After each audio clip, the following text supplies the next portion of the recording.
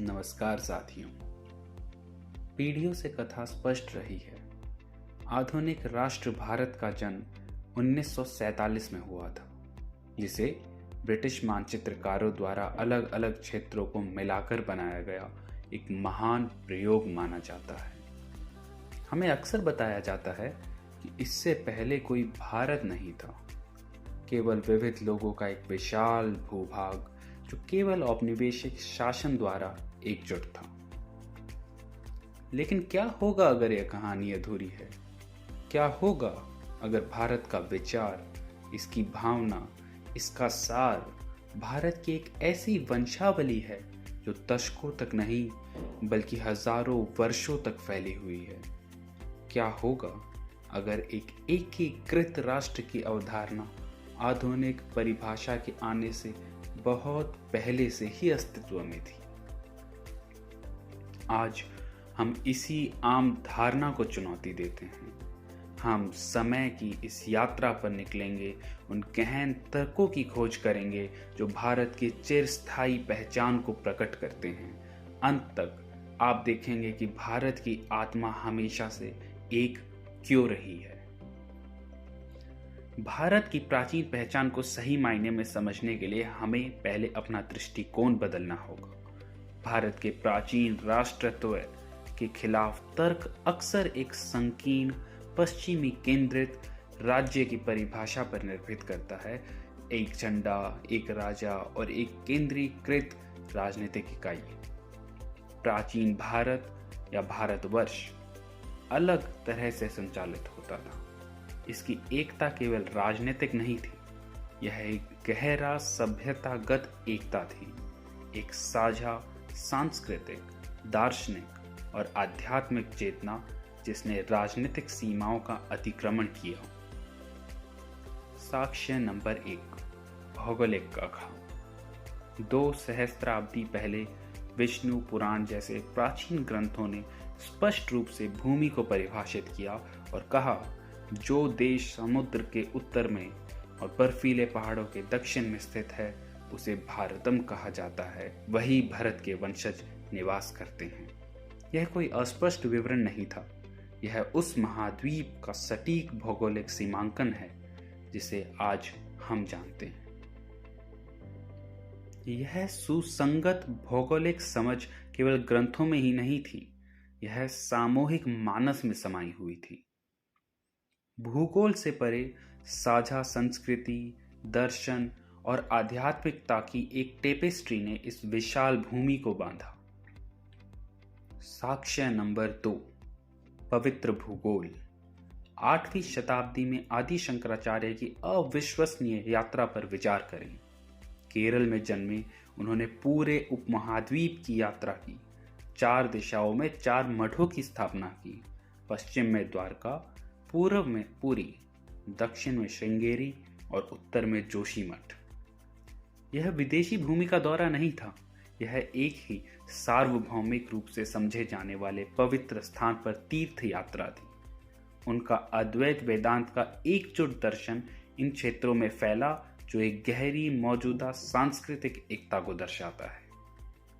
साक्ष्य नंबर 3, साझा आख्यान और भाषाएं। रामायण और महाभारत की महाकाव्य यात्राओं से लेकर उपनिषदों की गहन दार्शनिक चर्चाएं ये बताती हैं कि ये कहानियां और ज्ञान परंपराएं स्थानीय बोलियों और राजनीतिक सीमाओं से परे थी। ज्ञान की एक संपर्क भाषा के रूप में संस्कृत ने इस अखिल भारतीय पहचान को और मजबूत किया।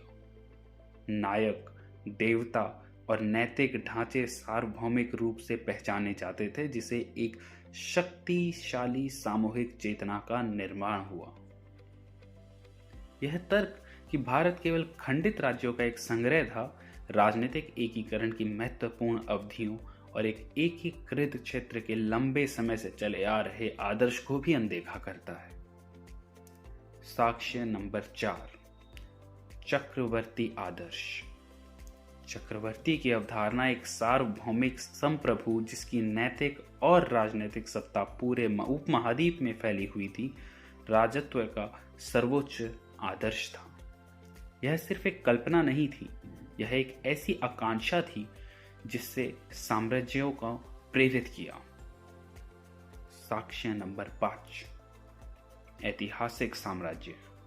अशोक के अधीन मौर्यों और बाद में गुप्तों जैसे साम्राज्यों ने उपमहाद्वीप के विशाल हिस्सों पर राजनीतिक एकता हासिल की, जो किसी भी यूरोपीय औपनिवेशिक शक्ति के आने से 1000 साल पहले भारत के रूप में जाना जाता था।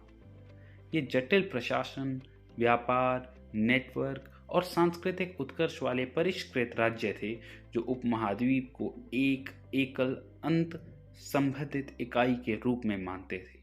यहाँ तक कि सिंधु घाटी सभ्यता ने भी सहस्त्राब्दियों पहले मानकीकृत वजन, माप और शहरी नियोजन के स्तर को प्रदर्शित किया, जो एक एकीकृत आर्थिक और सामाजिक व्यवस्था को साबित करता है।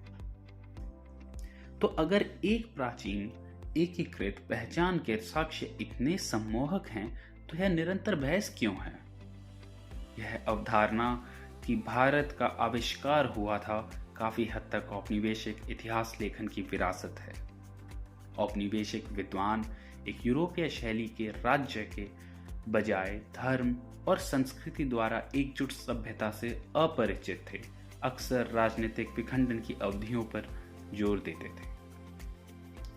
इससे उन्हें अपने स्वयं के एकजुट शासन को सही ठहराने और भारत को व्यवस्था लाने के लिए एक विदेशी हाथ की आवश्यकता वाले खंडित लोगों के संग्रह के रूप में चित्रित करने में सुविधा हुई। उन्होंने अपनी परिभाषाएं थोपी, एक बहुत पुराने गहरे सत्य को स्पष्ट किया। यह एक ऐसा सत्य है जिसे भारत के सबसे सम्मानित नेताओं में से एक अटल बिहारी वाजपेयी ने खूबसूरती से समाहित किया। एक शक्तिशाली क्षण में उन्होंने घोषणा की कि सरकारें आएंगी, जाएंगी, पार्टियां बनेंगी, बिगड़ेंगी, मगर ये देश रहना चाहिए। वह सिर्फ आधुनिक गणराज्य की बात नहीं कर रहे थे, उन्होंने उस शाश्वत सभ्यतागत इकाई भारत की उस चिरस्थायी भावना की बात की थी। भारत के प्राचीन अस्तित्व पर बहस केवल अकादमिक नहीं है, यह हमारी विरासत, हमारी निरंतरता को समझने के लिए हम कोई नई इकाई नहीं है, भारी ताकतों द्वारा एक साथ चिपकाए गए खंडित संग्रह नहीं है। हम एक निर्बाध सभ्यता, भारत के नवीनतम राजनीतिक अभिव्यक्ति हैं, जिसने सहस्त्राब्दियों से इस उपमहाद्वीप के ताने बाने में खुद को बुना है। एक ऐसी भूमि जिसकी आत्मा बदलावों और चुनौतियों के बावजूद हमेशा एकजुट और लचीली रही है।